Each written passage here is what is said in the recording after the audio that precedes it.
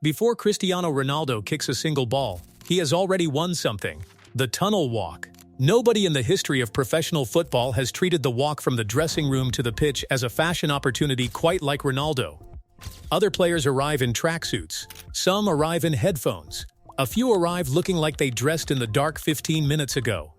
Ronaldo arrives like the tunnel is a runway, the fluorescent lighting is professional photography equipment, and the 60 seconds between the dressing room door and the pitch are a performance in their own right. He has been doing this for over 2 decades, and at 40 years old in Saudi Arabia, he is still doing it better than anyone else in the sport.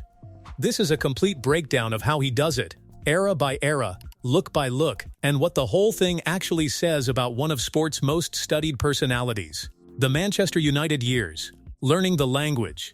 When Ronaldo arrived at Manchester United as an 18-year-old from Sporting CP in 2003, his fashion instincts were already present, but not yet fully formed. He was flashy in the way that a teenager with money and no established aesthetic is flashy: loud colors, tight fits, an obvious enthusiasm for labels that had not yet settled into a coherent point of view. What Old Trafford gave him was not a fashion education exactly, but a social environment that sharpened his instincts. The dressing room at United in that era contained players with serious personal style: Rio Ferdinand, who would later become a genuine fashion commentator, and the broader culture of Premier League football in the mid-2000s, which was taking its first steps toward the footballer as fashion figure territory that David Beckham had opened up years earlier. By the time Ronaldo left for Real Madrid in 2009, the tunnel walk aesthetic was taking shape. He understood fit. He understood that a well-tailored piece in a neutral color communicated something different from a label-heavy outfit in competing shades. He was beginning to look like someone who had thought about it, rather than someone who had simply spent money. The Real Madrid years, the aesthetic arrives. The Bernabeu years, 2009 to 2018, are where the Ronaldo tunnel walk became what people actually think of when they think of the Ronaldo tunnel walk. Madrid gave him access, proximity to fashion, and the platform that made his arrivals at stadiums genuinely photographed events. He leaned into designer brands with the specific approach of someone who had developed a philosophy rather than just a habit. Dolce & Gabbana became a regular presence in his wardrobe, the brand's aesthetic of Mediterranean masculinity, bold tailoring, and unapologetic formality aligned with how Ronaldo wanted to present himself. Balmain, with its structured blazers and emphasis on the male silhouette, became another go-to. Gucci provided moments of controlled extravagance, a navy bomber jacket worn with 𝐬𝐻 denim and Louis Vuitton fastball sneakers, a combination that looked effortless and cost somewhere north of €2,000. The specific formula that emerged during these years: monochromatic or two-tone outfit, structured top, blazer, tailored jacket, or premium zip-up depending on the weather and the occasion, trousers that tapered correctly, footwear that was clean, matching the tone of the outfit, almost always designer.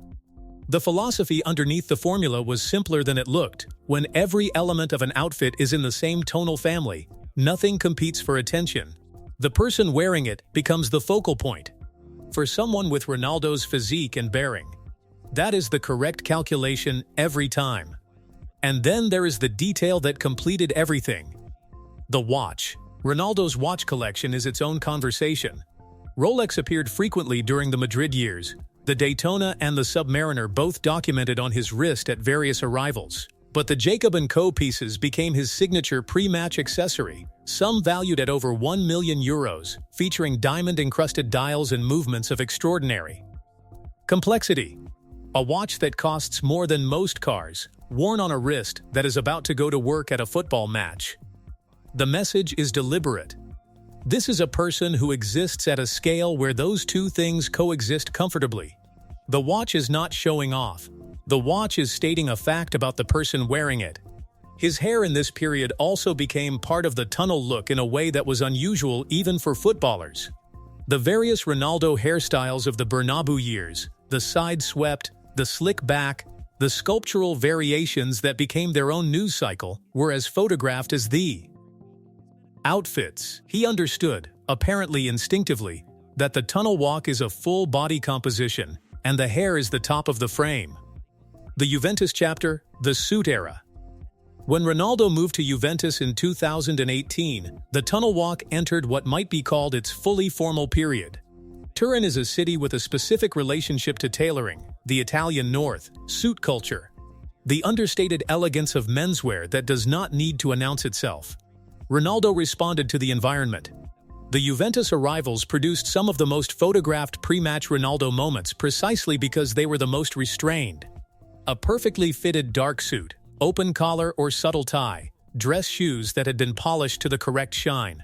No excessive layering, no competing labels, just the suit, the watch, and the walk. Fans would line the route to the Allianz Stadium specifically to photograph him arriving. The footage circulated on social media the same day.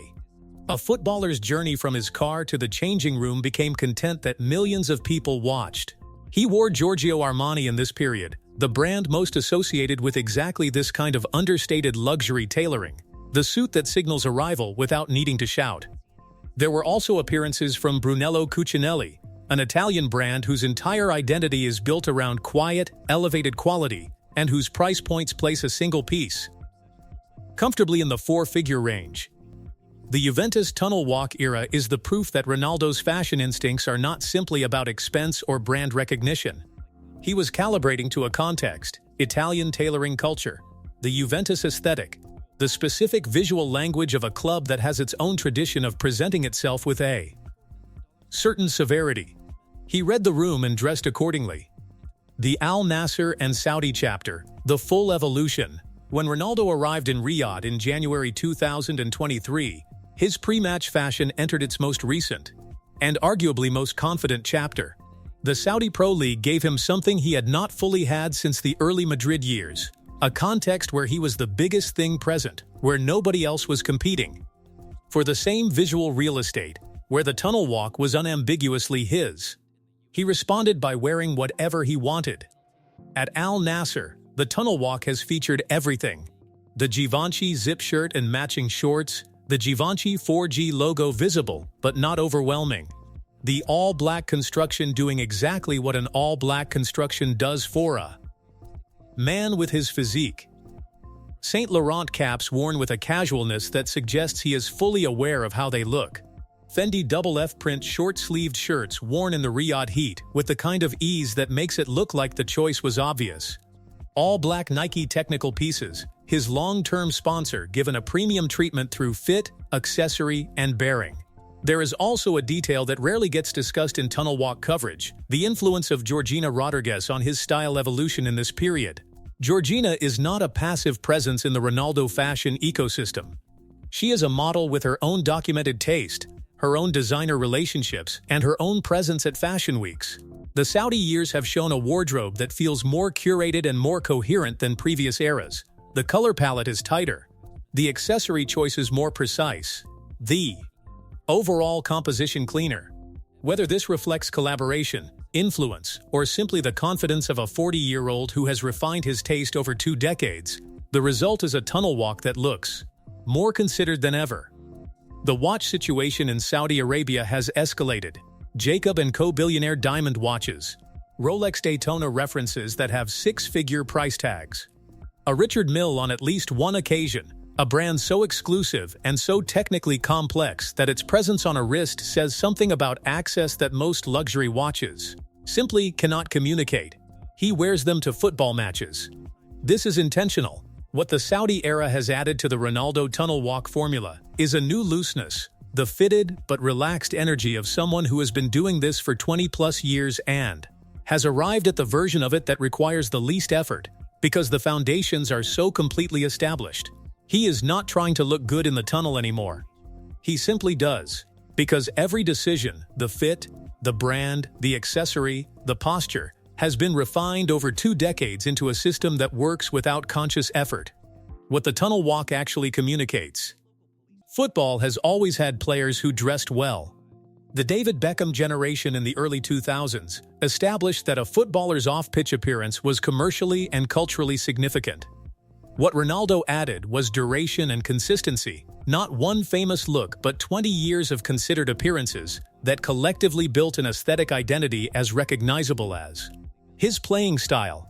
He appeared in the now iconic Louis Vuitton campaign alongside Lionel Messi, the chess photograph that became one of the most liked sports images in history at the time.